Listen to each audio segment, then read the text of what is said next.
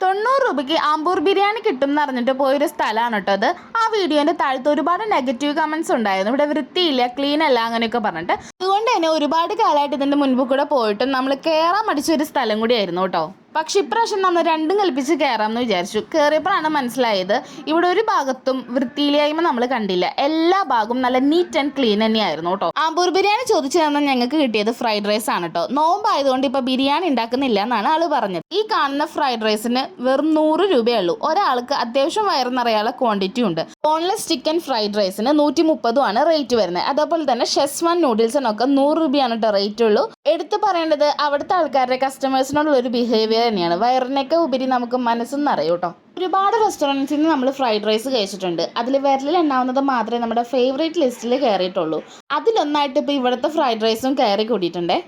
അതുപോലെ തന്നെ seating area ഒക്കെ കാണാനായിട്ട് നല്ല രസമാണ്. നല്ലൊരു ആംബിയൻസിൽ നമുക്കിരുന്ന് ഫുഡ് കഴിക്കാം കേട്ടോ.